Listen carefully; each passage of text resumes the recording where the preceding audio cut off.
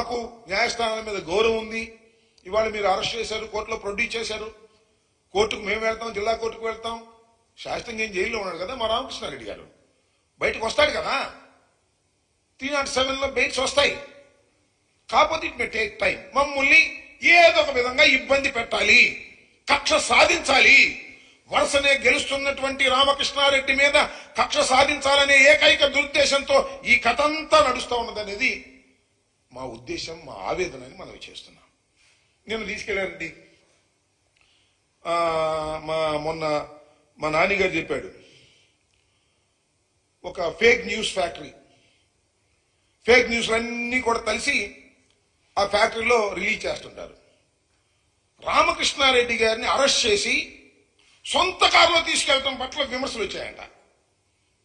రామకృష్ణారెడ్డి గారిని అరెస్ట్ చేసింది ఎప్పుడైతే బెయిల్ రద్దయిందో పోలీసు వారు, అయ్యా నువ్వు పోలీస్ స్టేషన్కి రమ్మన్నారు.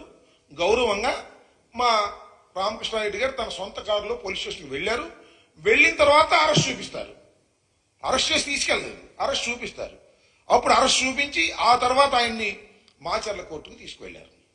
రాత్రి అర్ధరాత్రి 12ంటికి మాచర్లో ప్రొడ్యూస్ చేశారు. ఎందుకంటే వితిన్ 24 అవర్స్ ఎప్పుడైతే అరెస్ట్ చేశారో వితిన్ 24 అవర్స్లో ఆయన కోర్టులో ప్రొడ్యూస్ చేయాలి, అది చట్టం. 24 అవర్స్ లోపే ప్రొడ్యూస్ చేయాలని నిర్ణయించుకున్నారు అక్కడ పోలీసులు. శభాష్. అర్ధరాత్రి తీసుకెళ్లారు. అర్ధరాత్రి తీసుకెళ్ళినప్పుడు కూడా ఏం చెప్పారంటే, నేను పేపర్లో చూసి ఎంత నిజం, మొత్తం మాచర్ల పట్టణాన్ని మొత్తం పోలీసు స్వాధీనం చేసుకున్నారు. ఎందుకంటే రామకృష్ణారెడ్డి గారు ఎక్స్ ఎమ్మెల్యే గారు 4 సార్లు గెలిచిన వ్యక్తి వెళుతున్నాడు కాబట్టి అక్కడ ఆయన మీద ఏమన్నా జరుగుతుందనో లేకపోతే ఈయన అభిమానులు వస్తారనో తీసుకున్నారు. ఏం జరిగింది అక్కడ? ఆయన కారు దిగుతుంటే ఎవరో ఒక అతను వెళ్ళాడు. ఏంటి అతను? రవి? ఏ రవి? కొమ్మరి శివని అతనికి సెకండ్ కూడా ట్రై చేశాయంట. ఎవరయ్యా అంటే తెలుగుదేశం నాయకుడు అంట. ఈయన నాకు అర్థం కాలేదు, ఏం జరుగుతుంది అక్కడ? రాత్రి 12 గంటలకి రామకృష్ణారెడ్డి గారిని కోర్టులో హాజరుపరచడానికి వెళితే కొమ్మెర శివ అనేటువంటి తెలుగుదేశం నాయుడు సెకండ్ ఇవ్వడానికి వెళ్ళాయంట. అది చూశాను నేను, విజువల్ ఎవరో పెడితే. ఆయనకి వ్యతిరేకంగా స్లోగన్స్ ఇస్తున్నారు. 10 మందో 20 మందో కనపడుతున్నారు, ఇంకెంతమంది ఉన్నారు? ఏంటిది నాకు అర్థం కాల. ఇది ఒక కక్ష సాధింపు చర్య.